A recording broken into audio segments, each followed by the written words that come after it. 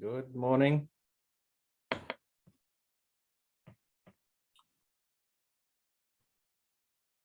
Hi, Robin. Hi, David. How are you? I'm good, thanks. How are you? Okay. How many are we expecting today? About 27, I think is the mark. It's yeah, it's when the lockdown was on, I almost reached 100, but Really? now You start thinking you created a beast. Yeah.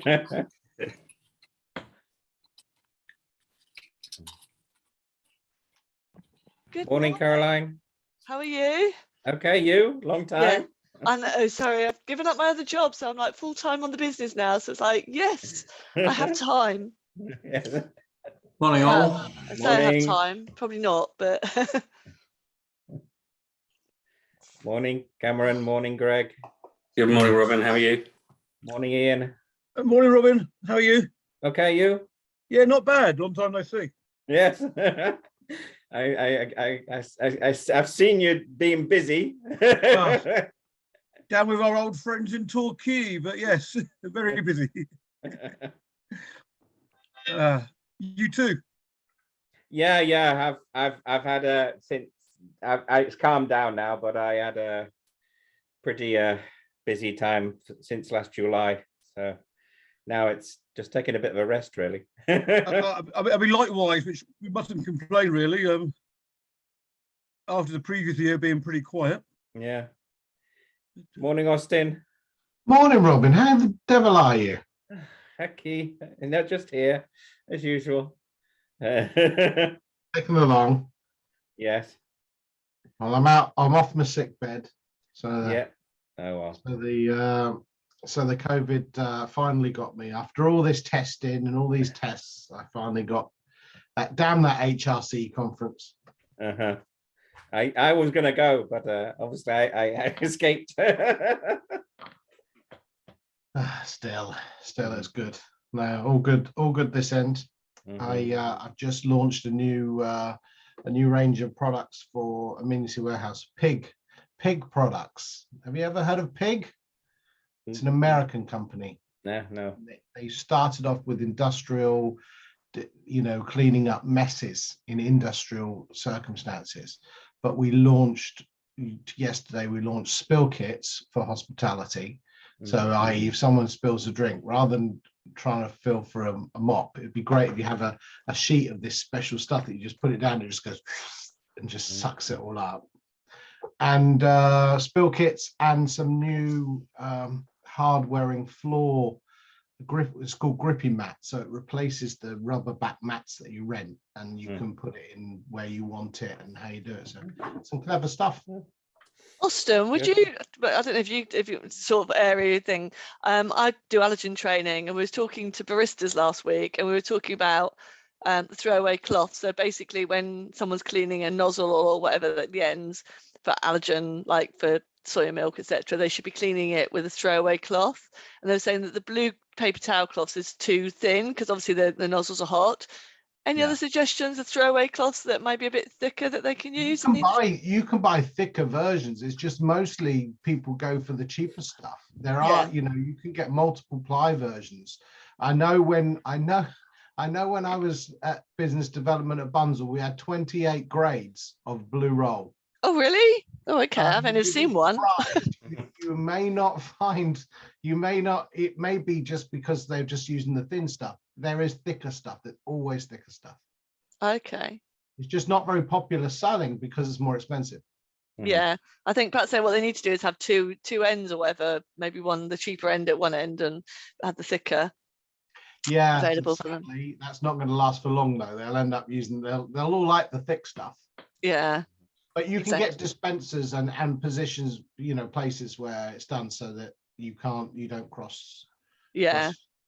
It's possible, but just send me a private message. I'll hook you up with someone who can help you out. Are you on LinkedIn as well, Austin? Yeah. Okay, no problem. I made a note. Thank you. Yep. Next question. Sorry, thank you. Anyone else need anything else from by an ex purchasing director? You know, they're hard to come by nowadays. We are. Yeah. All right. Well, starting to get the people coming in now. Near 10 o'clock. Here comes Derek. Even Thanks, though he's sir. pulled poorly today. Well, I'm on Pauline, I'm out with you. Morning, Julian.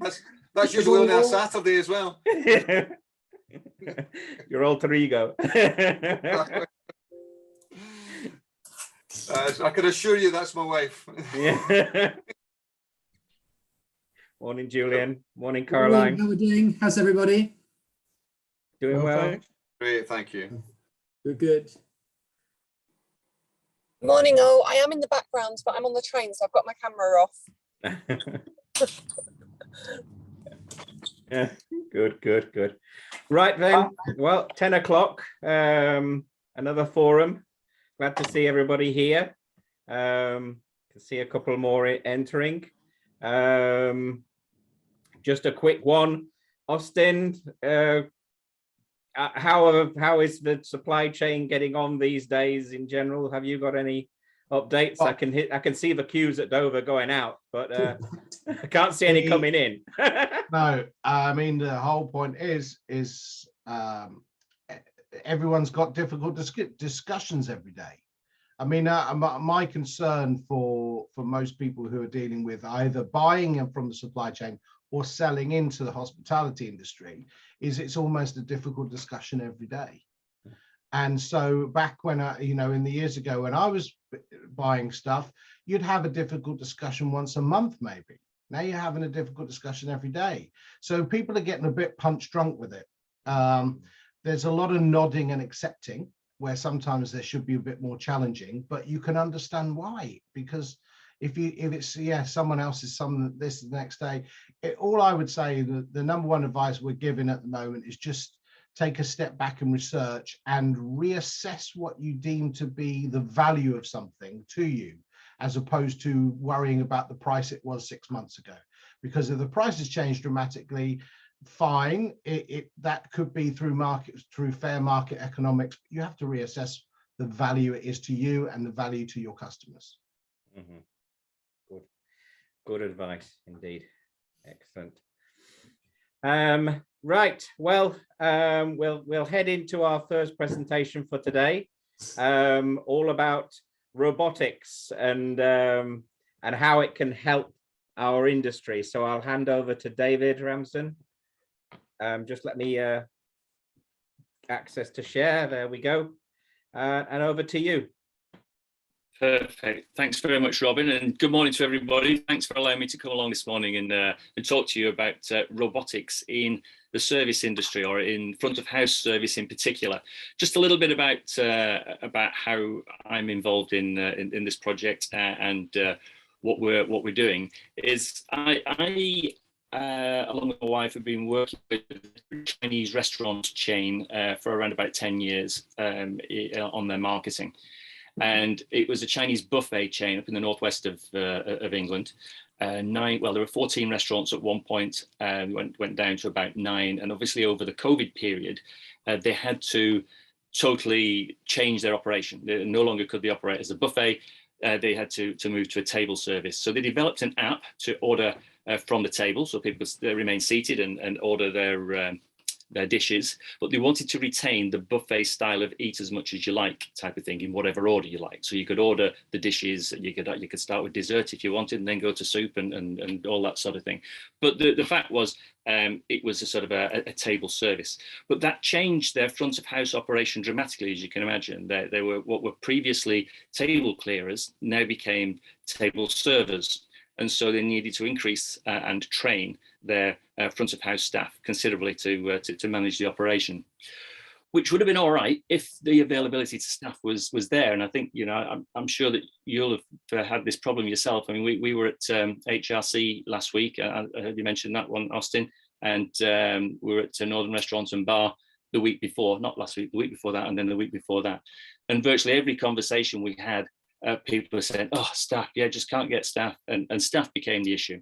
However, Paolo, the MD of the TCB Unlimited Dining, as it's called, the Chinese buffet chain, decided that he was going to look to robotics as a way to solve, or at least plug the immediate gap of the staffing shortage. And Chinese as he is, he sort of had contacts in China, spoke to the manufacturers, and brought in a number of front of house service robots. Now, I'm going to show a little video in a moment of what they actually do, so you can see exactly what I'm talking about. And I'm not just trying to describe it to you, because everyone will have a different image in the head of a robotic server in a restaurant.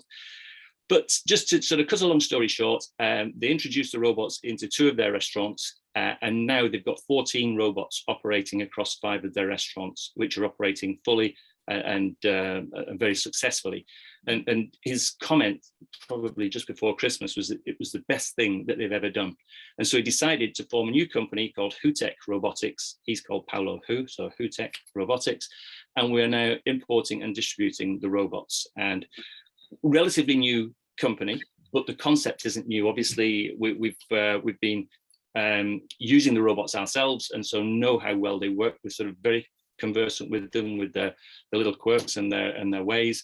But also in the UK, we're quite late to the party with this. Everywhere else around the world seems to have been using these for a while. The robots have been used in 60 other countries. So, but our use is the first use front of house with this type of robot. So let me just, if I can, did you say that you'd allow me to share my screen, Robin? Right. So if I share my screen, and I'll just run a quick video so that you see what we're talking about.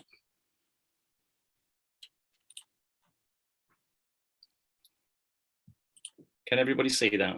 No. No. All right, that's not good. You clicked at the. There we go. Now it's There coming. we go. Perfect. Right. Okay, I will run VT, as they say.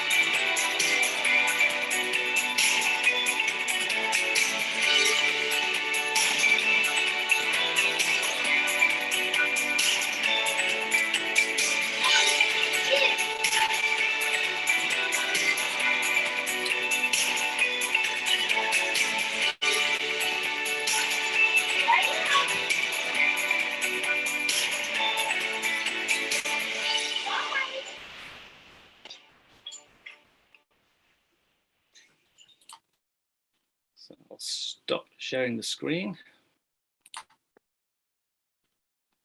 There we go. Am I back on screen now?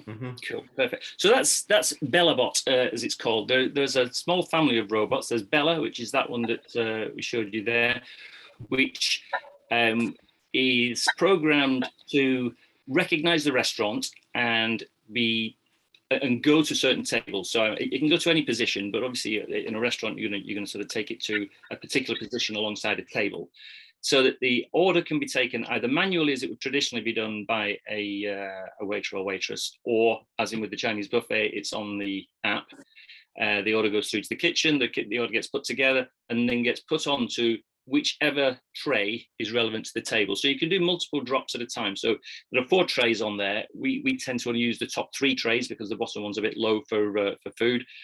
But even if it's just one table at a time, it's about you program table 44, for instance, press the button and Bella disappears off to table 44. If there are multiple robots operating in the restaurant, they will avoid each other. They talk to one another. It is all about AI. So they sort of learn as they go, even though they've been pre-programmed as to what their location is for table 44 or table number 1, for instance.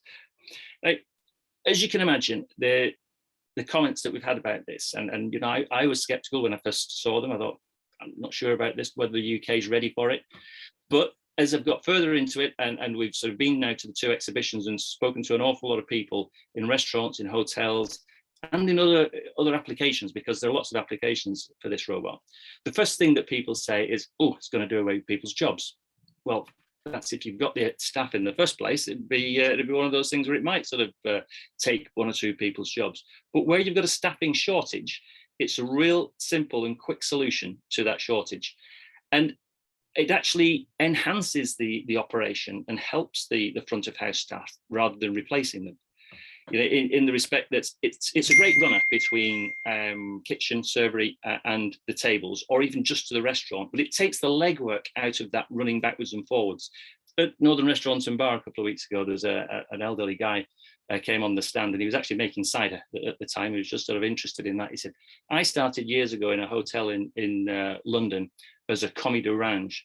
I hadn't heard that expression before. He said, that's what I did all day long, running backwards and forwards from the kitchen, carrying plates. I wasn't allowed to serve to the table, but it was carrying plates. He said, that is the modern day commis de range.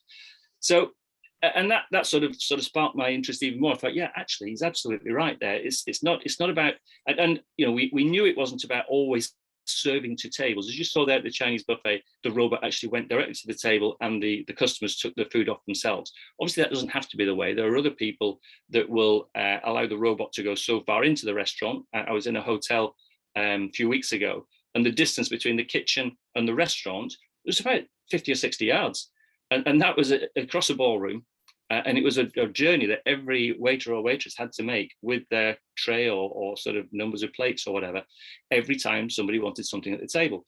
So the robot would be able to do that running backwards and forwards all day, every day, without an ache or a pain, and without not turning in for the shift. So they're always going to be there. They're not going to get an attitude, and they're much less expensive than employing staff. At the end of the day, you can have one of these for just under £90 a week if you have it on finance. And so I think you'll agree it's probably much cheaper than employing staff. But it is literally not about doing away with the staff. It's about improving the customer experience. If you take the hard legwork out of the human elements of the operation, it leaves that human more able to engage with the customers in the restaurant and give them a better customer experience. So it sort of aids the front of house. It allows that interaction to take place, gives a better customer experience, reduces the cost of the operator, and potentially increases the gratuity for the staff, because the customer is getting that better customer experience.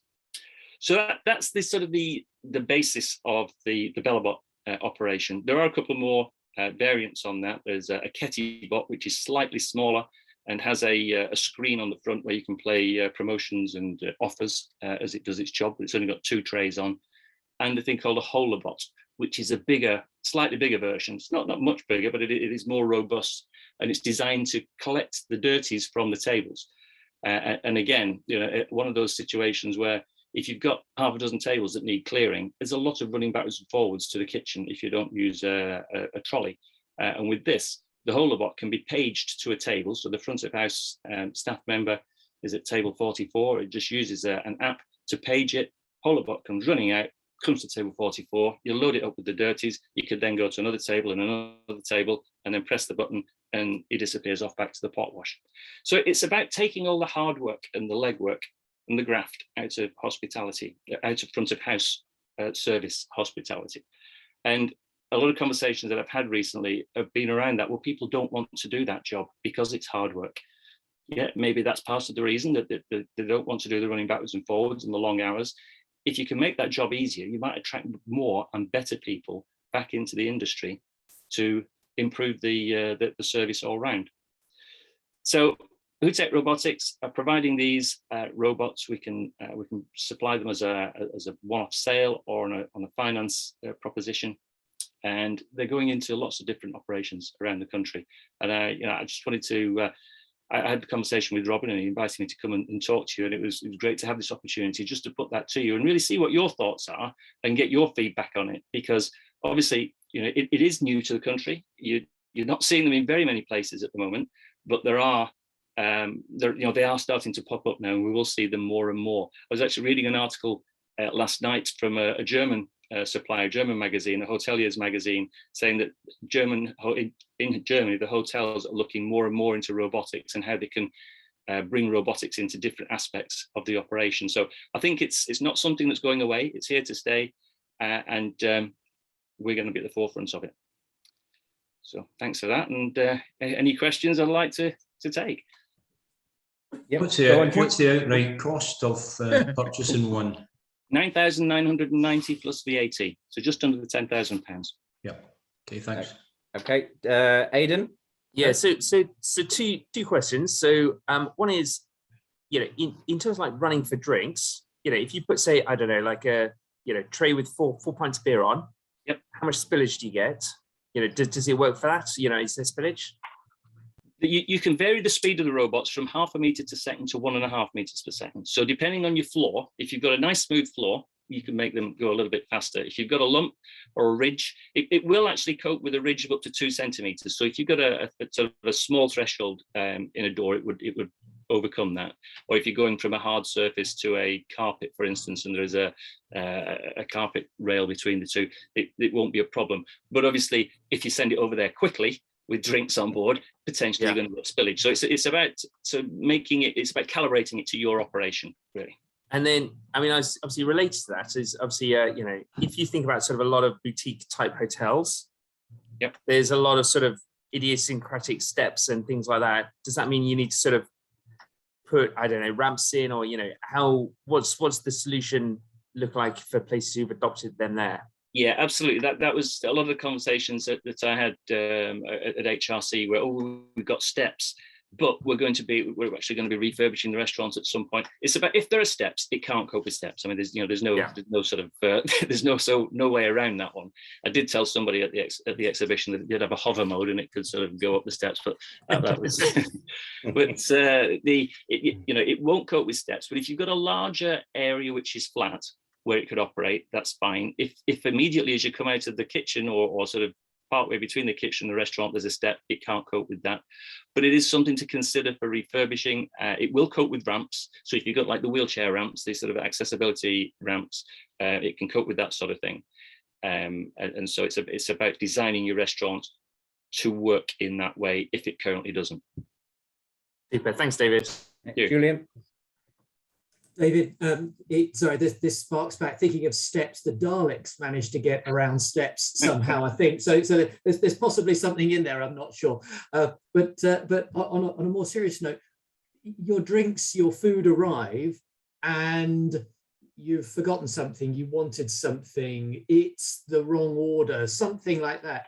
Is there, outside of sort of hailing down a member of staff, is there interaction with the robot? Is there kind of a, I press a button, my order's wrong concept? How does that work? There is voice recognition on the robot, although we're not actually activating that at the moment. There are sort of improvements in the software every week with this thing, even though it's been operating for a long while. Coming out of China, they keep coming up with there's a software update, whatever, and it does have a voice interaction mode, and it is AI, it is artificial intelligence, so it will learn. And if you say Bella Bella and give it a command, it's a bit like your Alexa. It will learn to do things.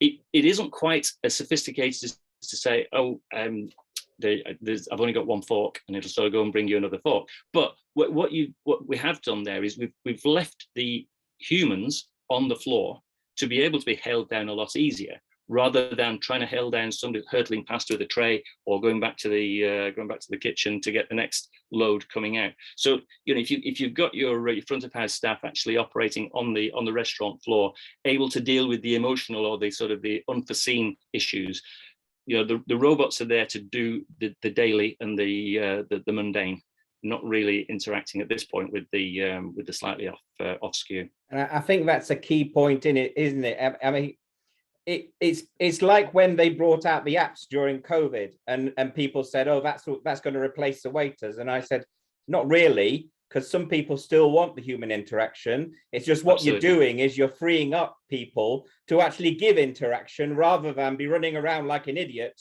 trying to take orders from people as quick as possible without actually giving any interaction because they're too busy. So So I see this slightly as the same way. There's a lot of restaurant operations that have runners, that have people that spend all their time going backwards and forwards to the kitchen with the dirty dishes, bringing the food out. And then they have a rule whereby there always has to be a waiter in the room. You know, whatever happens, there always has to be somebody in the room. Well, with this kind of equipment, that's solved, isn't it? Because yeah, you've got the robot going backwards and forwards, and the waiter just stays in the room and he's there for everybody, and or the waiters, you know. But it's just the way people interpret what they can do with the equipment, you know. And that's what I saw when you first demonstrated it to me. It's not about replacing the human aspect. It's about making it easier for them to get on with what they should be doing as far as hospitality is concerned. And making their job more attractive, so that they're sort of more interested in doing it, and also freeing up those people on the floor to upsell. You know, often the sort of the running backwards and forwards means that you miss the upselling opportunities of, would you like another drink, sir, or that sort of thing, isn't it? Yeah. Okay. Yeah, I think just a question, I suppose, with the interaction type thing, with obviously my food allergy head on, is just I've found a lot with the technology and the apps that's going on, that those people with food allergies are sort of being a little bit dismissed, or trying to order. The customer care bit for the food allergy customer is a little bit gone out the window. And I just worry again with the robots, whether they're delivering, how they're going to identify that. It needs to have a strict process there to make people aware. And obviously, like you were sort of saying with spillages, so obviously making sure that food doesn't go from one plate to another, and making sure that, you know, the allergen one's maybe on the top, the allergen free one or whatever, to make sure that's safe. I think technology is good. I just think don't want to lose that customer care, customer interaction. And I think to a certain degree, I mean, I've gone into a couple of restaurants, one of them being one of those chicken restaurants, and literally it was like, oh yeah, you have to go on the app, so then you have to download the app, and it takes you about 15-20 minutes. I was with friends, so they served me at the counter. Literally my food arrived and they're still trying to work out how to download the app, how to order the food, and literally I was eating my food and they're still trying to order. And it was, you know, and the staff were just standing around, literally standing around. So it needs to be that staff need to be proactive. I think we need to, you know, make it more friendly or whatever. I think that's an industry requirement, an industry protocol that needs, or a business by business protocol that needs to be put in place. I suppose, you know, you could say that food spillage happens on trays. It could go between two plates that are close together on a tray, or if somebody's carrying 2 or 3 plates in one hand. There are always ways where it may not work effectively if the operation isn't properly managed. And I think, you know, so far as the ordering with apps is concerned and what have you, I agree, and I'm a bit of a dinosaur from that respect of going on apps, and my wife has to always sort me out. But that's us, you know. In the future, even only a couple of years down the line, let's face it, when we used to go to Tesco's, we always had to go and queue up in a line. Now we can go and get a zapper and we don't even need to go through the checkout. The technology is moving on all the time, and we're getting more used to that technology. I think, again, it's here to stay. We've just got to get used to it, and we will learn how to use it. Yep, Austin. Yeah, just a quick question, David. What's your aftercare network like? So say, for example, I wanted to put one in Wick, Plymouth and Ipswich, and what happens when one goes down? What happens? Does it get replaced? Is there a memory system? Or we have a national maintenance network of service care people. So there is a first year is a full 12-month parts and labour warranty on everything. Second year and subsequent years, there is a maintenance contract, which is $799 plus the VAT per year, which again gives you that full parts and labour on everything. The moving parts on the product are really the wheels, and as long as on a regular, probably weekly basis, you're just making sure that there's not napkins and hair and all sorts of stuff blocking up the wheels. The rest of it is software, and that can be accessed via the cloud. So if, for instance, the robot lost its way, for instance, I don't know, there was some sort of power surge and it didn't know where it was, we have everything backed up. We can reprogram the robot from a remote location. But we do have people that are available to go on site and do anything that's physically required. So if there needed to be a full remapping of the restaurant, for instance, that's possible. And how many BellaBots are currently in operation globally at the moment? Globally, I don't know. I mean, I've seen videos of them being used in McDonald's in Slovenia.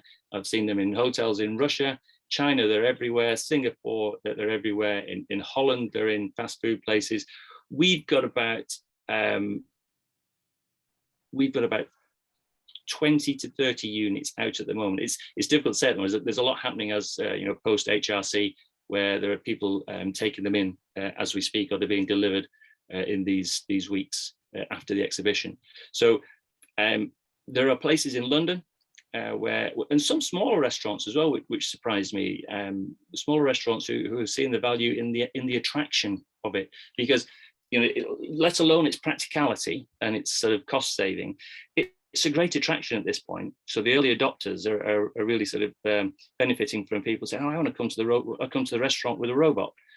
There are ice cream parlors in Scotland. There are restaurants and tea shops. A Thai restaurant in the Midlands. There's about 20 to 30, I would say, but it is still very early days. So this sort of like almost you heard it here in first type of thing. It's not yet mainstream by any means.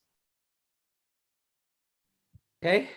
Anybody, any other questions, or shall we move on now to Derek and listen to what he has to say about the world of financing, of helping out the industries when they need money. Thank you, Robin. I think you've moved seamlessly from the exciting world of robotics into the exciting world of banking, haven't you? I'm not sure people would necessarily see it that way. However, automation within the banking world has been there for a long time. But what I guess I'm talking about here today is why we need manual intervention in the banking world because of what we do. Because I think a lot of people think about banking and funding specifically. I guess we're talking here not of your traditional residential mortgages or anything like that. This is about funding, businesses specifically. I guess we're talking about kind of hotel and hospitality assets. And I was actually thinking about an analogy for how bankers look at proposals for funding with kind of other parts. And I thought, well, one that's probably worth kind of highlighting, and you'll need to stick with me on this one, is horse racing. Not that I'm talking about gambling with banks' money. But if you think about it, when people think about bankers, they think that we are just looking at the financials and make all our decisions based on the financials. When people are looking at, horse racing, they think just about form, but it's not about that. It's about jockeys. It's about the health of the horse. Can they stay the distance? There's a whole plethora of information that goes into a lot of these guys that are tipsters out there. And it's the same with banking from that point of view. Financials are exceptionally important to us. If you're thinking about any loan that anyone is given, it's all about the ability to repay. And we need to kind of look at these, and we'll come on to the financials a bit later on. But I think there's a bit more to when you're looking at a commercial proposal. And maybe if I give you a bit of my background first, I've been in banking for 33 years. Predominantly for the vast majority of that time, I've been looking at new proposals for various funders, for new clients for them. So when you're an existing client, you've got a background with that bank or funder, whether it's a building society or bank, doesn't matter. There's a lot more knowledge that you have of that business. But what I have to do is build that knowledge up. So it's almost telling a story about not just the financials, but other parts that make up that business. So, for instance, from my point of view, you look at the management expertise. At the end of the day, yes, we're maybe funding into a business. It might be a limited company, it might be a PLC, it might be a pension fund, or it might be to an individual or husband and wife team, for instance. But ultimately, it's about the individual's expertise in that industry. I mean, I've funded things in everything from technology to hotels, to care homes, to pharmacies. But it all comes down to the management expertise in that business. And I think one of the things that's sometimes forgotten is not just about the owner's expertise. It's about the expertise of the management team. I mean, we've just heard about robotics, and it's not about replacing staff. It's about repositioning staff to provide a better experience for the client. And I think that's the sort of thing that we look at as well. It's about not just you've got one owner or two owners in there. What's the management team underneath that? So if you're talking a hotel the hotel sector, you know, have you got an operations director, operations manager, you know, have you got, you know, a procurement manager, you know, who's your head chef? How long have these individuals been in that business? How are you incentivizing them? Because when it's about owners, you know, they're there for the long haul, it goes without saying. When it's about management and key personnel, how are you incentivizing them to sort of stay in the business? And we want to understand all these sort of things so we can take comfort from that team. So if you've got a team of senior leaders underneath the owners that have been there for a day or a week or a month or a year, and they're key to the operation of this business, how are they incentivizing them to stay longer? You know, whether that be financial or any other way. I think the location is always very important when you're talking about kind of hotel assets specifically. But I guess, again, coming back to any sector, but, you know, it's about who your target market is. Is it the leisure market? Is it the corporate market? Is it domestic? Is it overseas? Is it events? Is it weddings? And the location can be very important to all of these aspects. You know, if you're targeting the 400 kind of guests at a wedding, you could be based out in the countryside with 32 acres of land, you know, because that's what people want for a wedding, you know. But if you're targeting the corporate market, you know, and you're, you know, 50 miles away from the closest city, then yeah, that's going to be more difficult for you to kind of actually make that asset work for you. So I think these aspects are very, very important. I think, you know, bringing it back to the kind of the more recent times, we don't expect any hotel operator to have service debt during COVID times in the last 2 years, because how the hell could they? They were closed for the vast majority of that. But it's actually an interesting question to have with people around, what did you do to conserve cash round about that time? You know, how did you support your people? Because people are an intrinsic part of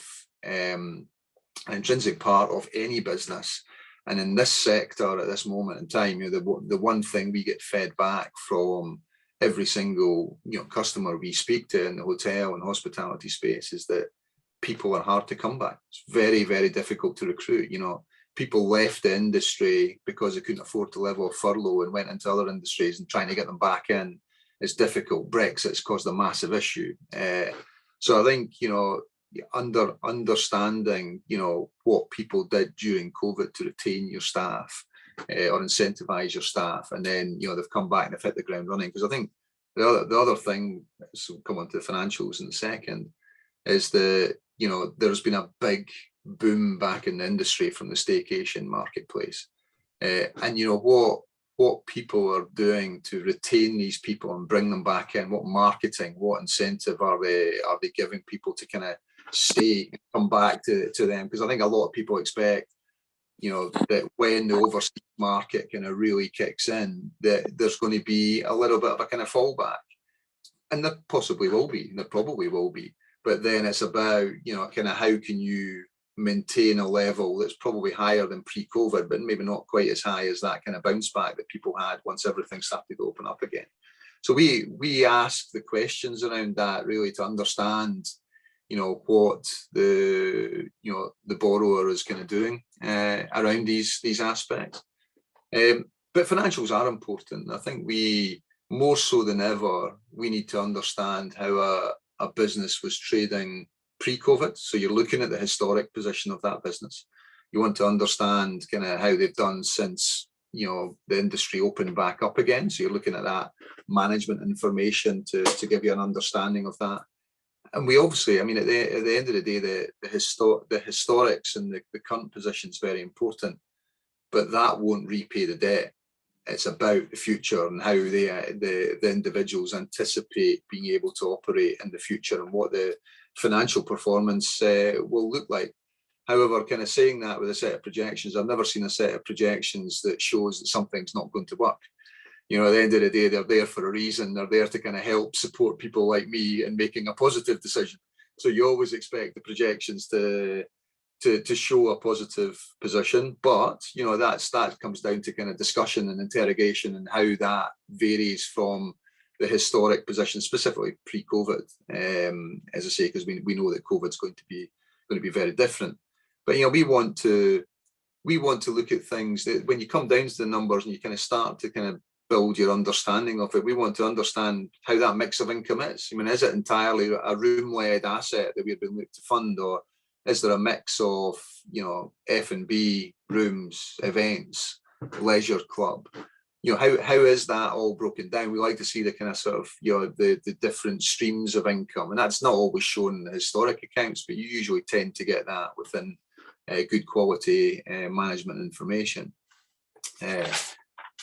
We look at the gross profit side of things, and apologies, I'm getting a bit too kind of technical on this aspect, but we look at the kind of gross profit. So, you know, I think it was Austin, apologies, that was kind of talking about sort of suppliers and buying chains, etc. And that's an aspect that we're obviously interested in, because that then feeds down to profitability. You know, what are their buying practices? You know, are they part of buying groups? Do they use external experts to get the best possible price for their product?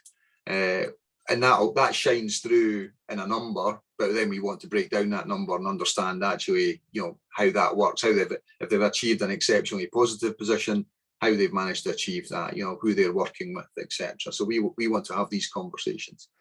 I mentioned staffing kind of earlier, and that is something that kind of sort of you know, plays a part in, you know, a lot of what we look at. It's about not just the staffing cost, but it's how people interact with their staff. If we're having a conversation with somebody, and you know, somebody says, well, that was a one-off cost of, you know, £100,000 because we had a staffing issue at that stage, which has long since been resolved. And you think, has it? And you know, yeah, I mean, you know, Google plays a tremendous part, believe it or not, in what we do as well. And you know, we need to have a conversation with somebody. If there's anything negative from a press perspective, we need to at least cover that off. Now, the Google generation, things like TripAdvisor, it's probably one of these very positive things for the industry, but can be very negative.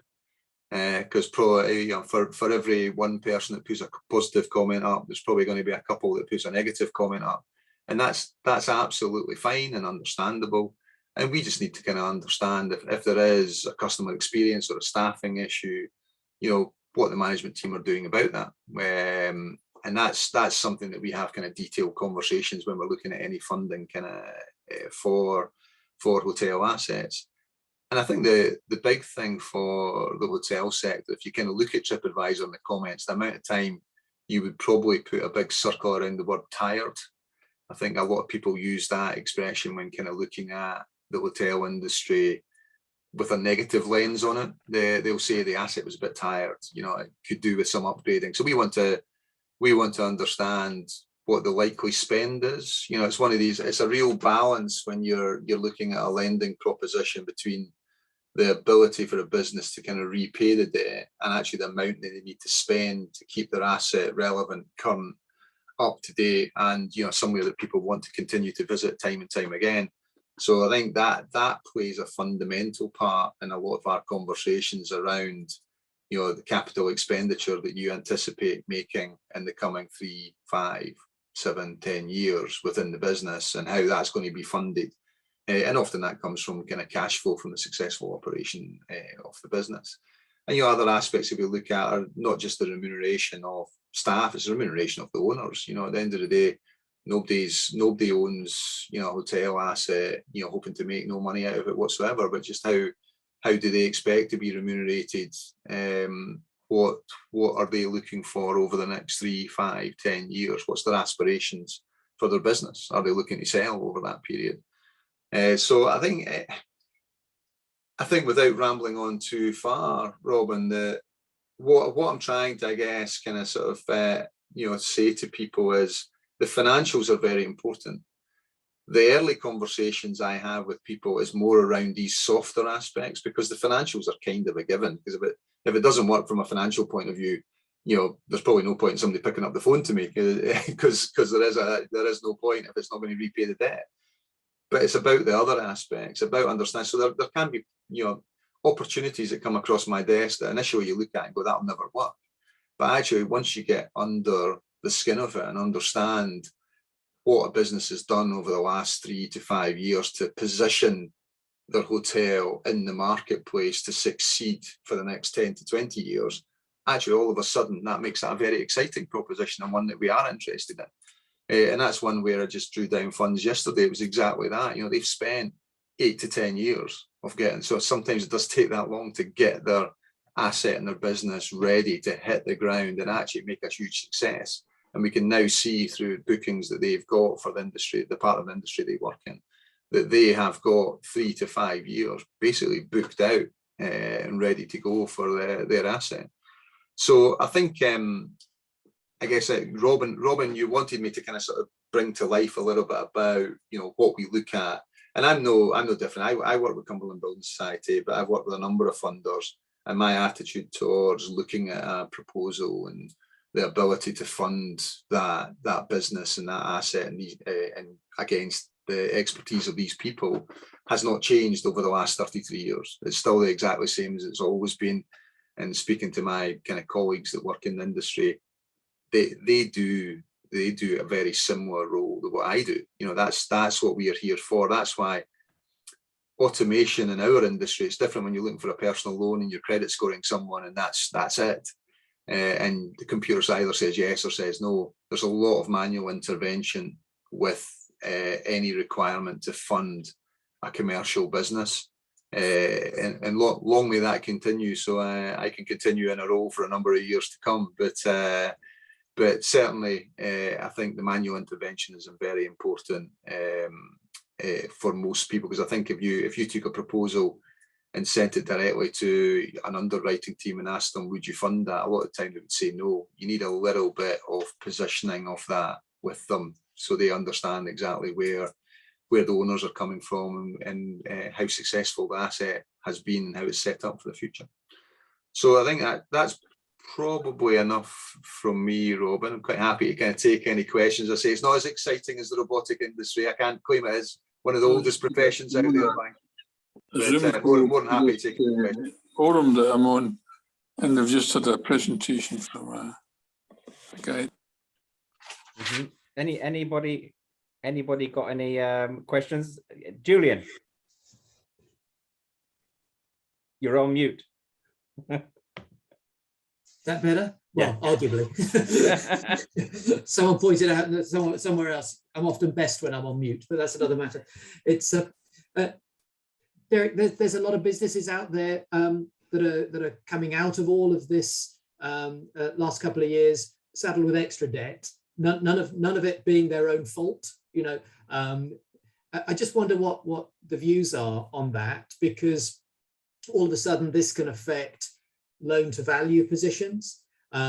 Frankly, what's the value at the moment? You speak to the valuers, they might stick their finger in the air and say, well, so without sort of a deep dive into the mechanics of it, just at that headline level, I just wonder where your thought processes are on that side of it, this extra debt that's there, that's got to be managed somehow, but behind perfectly viable businesses. But no, thanks for the question, Joe. You're absolutely right. I think right at the start of the pandemic, I remember having a lot I was in another organization prior to being in Cumberland, and I think I had people that approached me looking for £2-3 million worth of debt and said, you can't have, the banking solution during COVID was a debt solution. The problem with a debt solution is it needs repaid.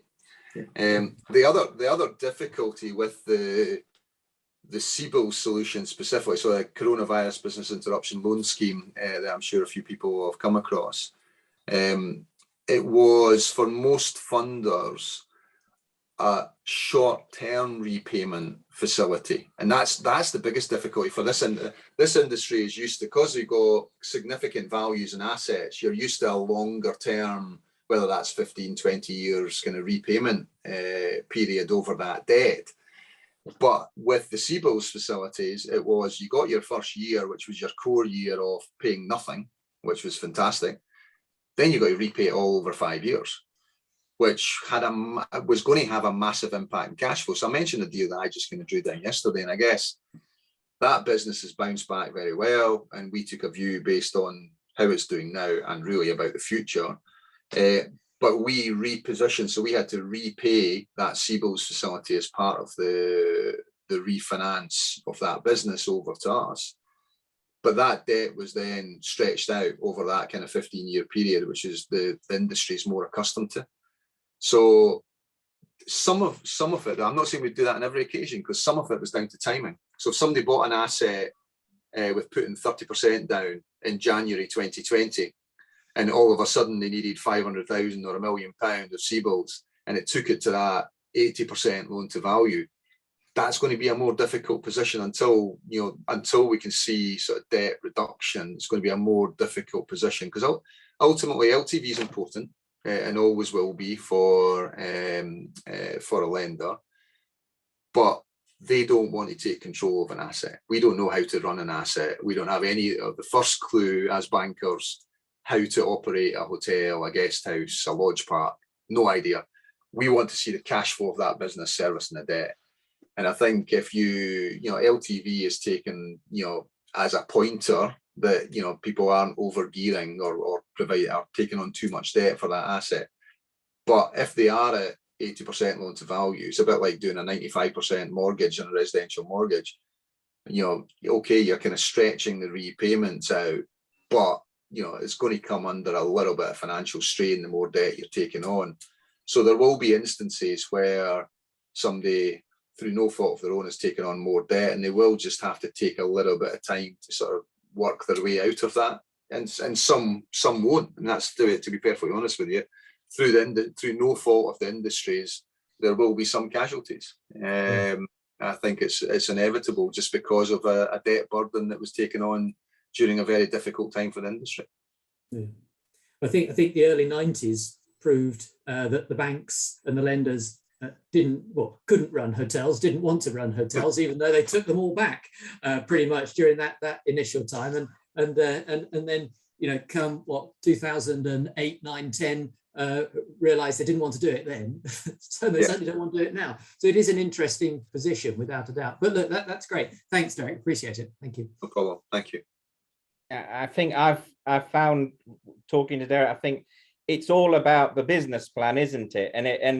And often even when a hotel's running normally and not asking for funds, they don't actually have a plan.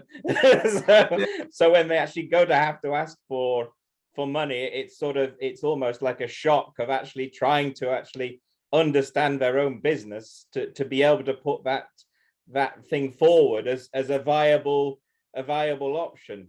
And it's all too difficult for people to actually to think, well, I can't, you didn't get it because it was for this, but it's perhaps just because they haven't put the message across correctly.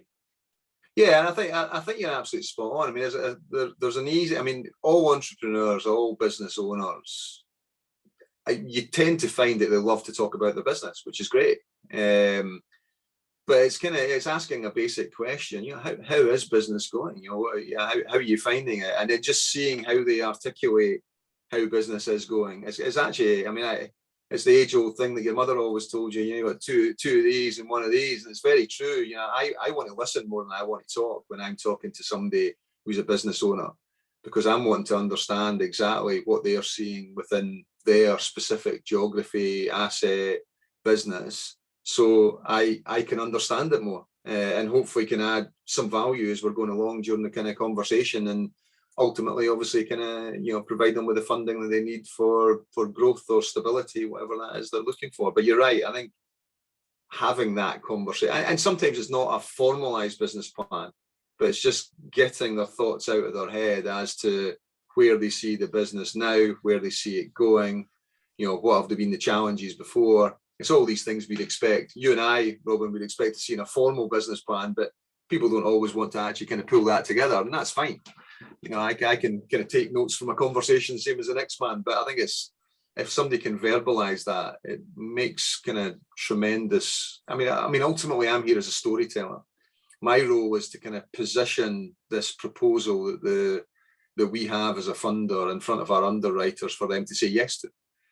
So the more information I can have, it's not me being nosy in the business, about me trying to understand it so I can position it very positively in front of the person that's going to make the final decision for the organization. Good point. Good point. Anybody else have anything to add? Any other questions?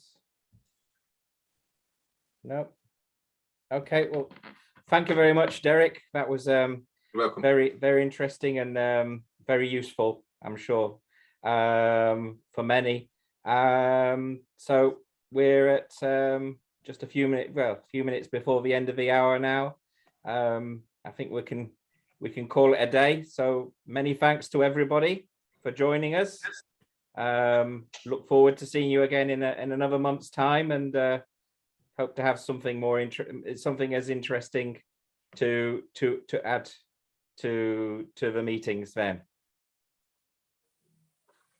Okay. Thanks for the opportunity. Thank you. Cool. Thanks, everyone. Bye. Yep. Thanks, Robin.